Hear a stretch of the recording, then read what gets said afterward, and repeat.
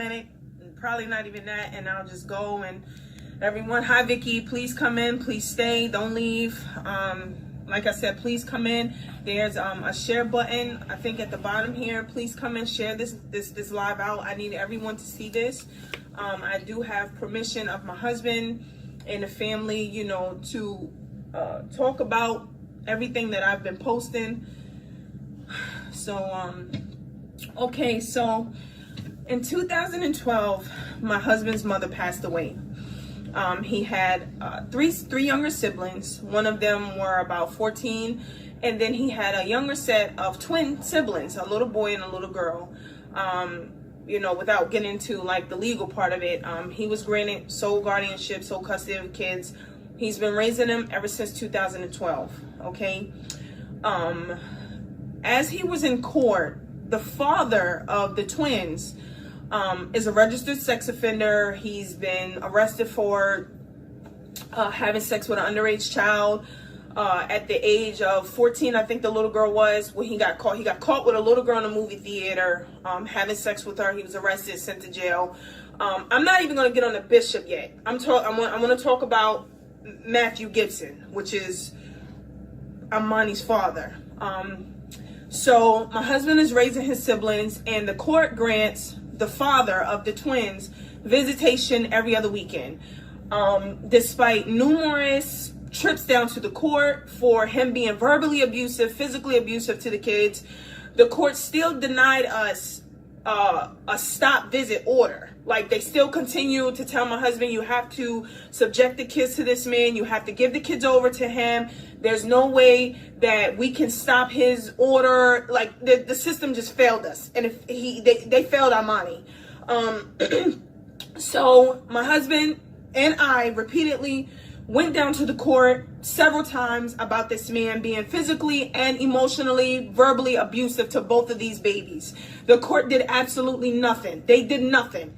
So, make a long story short, for the last 7 years, we've been raising these kids together. The family's help, you know, we've been raising these twins.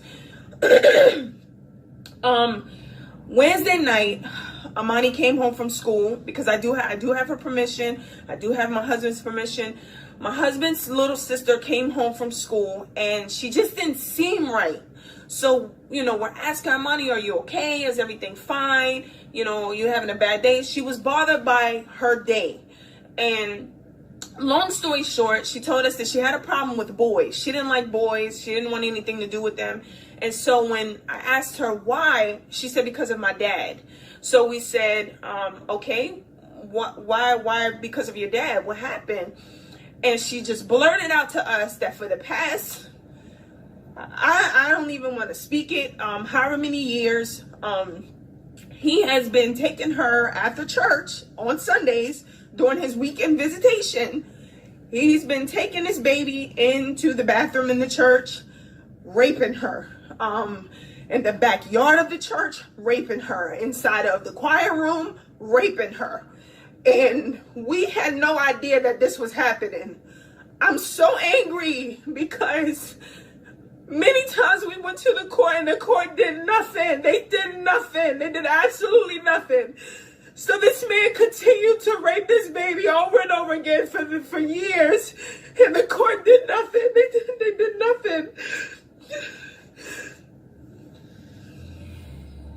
They did nothing.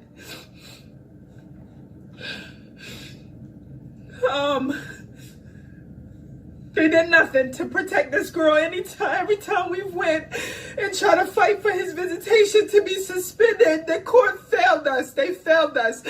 So we found out on Wednesday night that this man has been molesting his daughter, which is my husband's baby sister, who is now 14.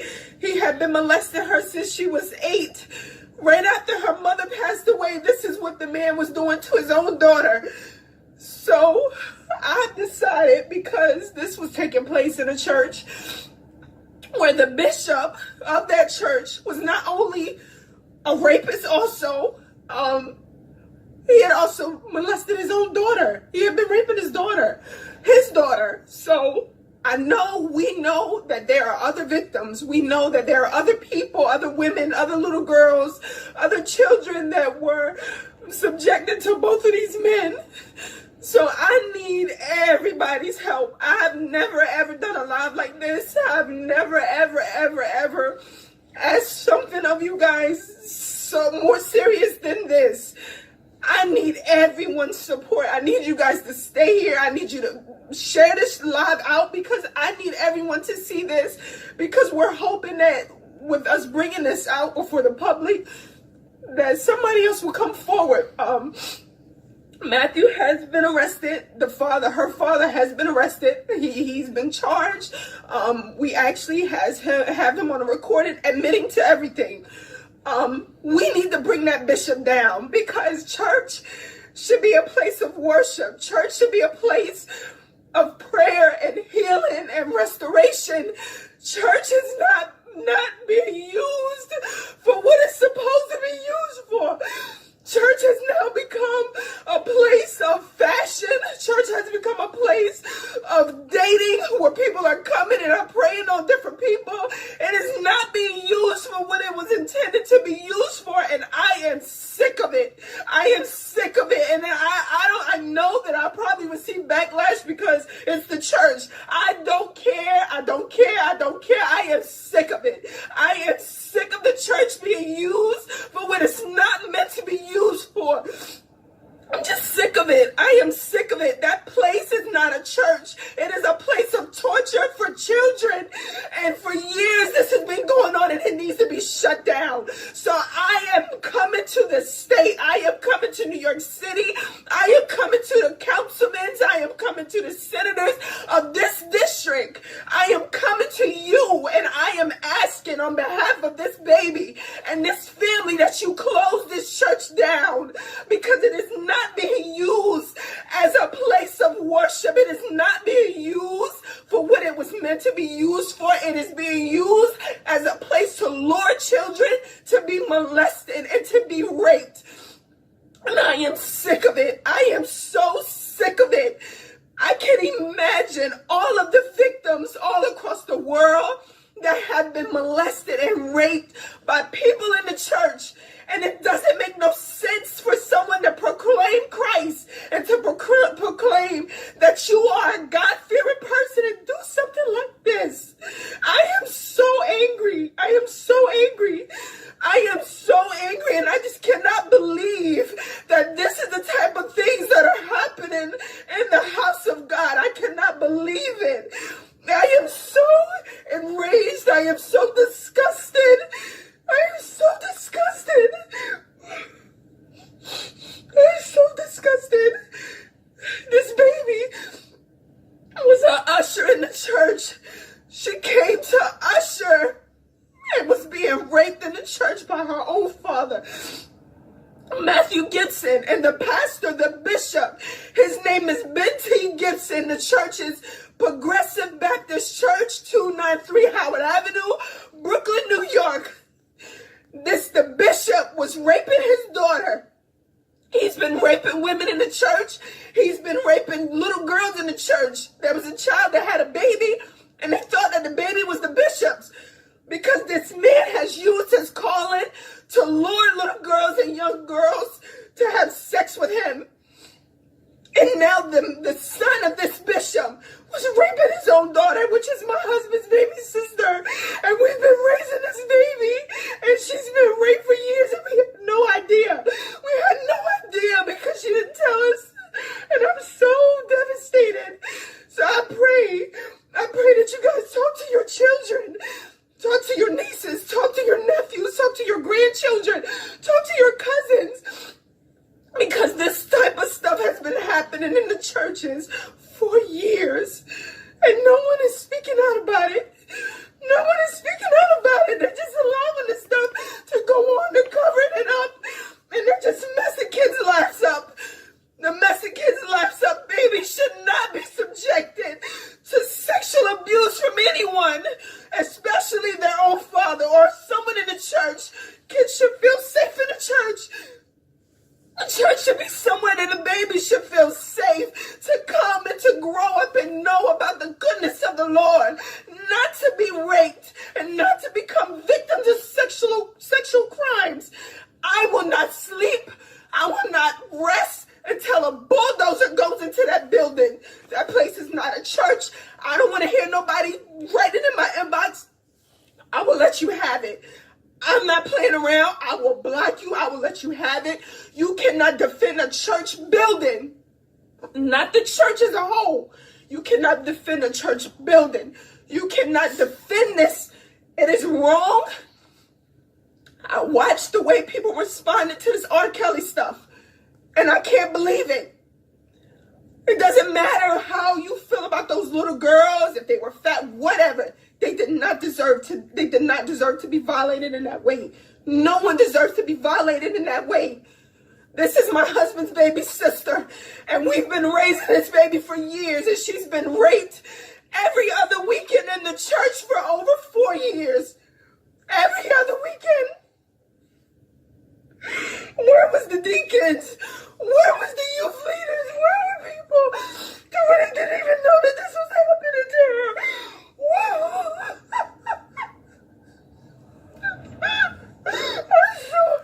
I am so hurt for her. I am so hurt for her. Please, I need everybody sharing this video out. Please, please, please. I am begging you. Please, please tell everybody you know. This is my husband's baby sister. Oh my God.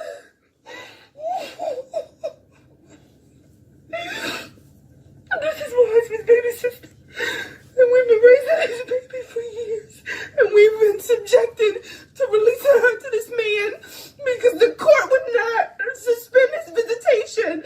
He was verbally abusive to this girl. He was punching on the sign. He was beating these kids. He was verbally abusive to his daughter. And we've went several times to the court.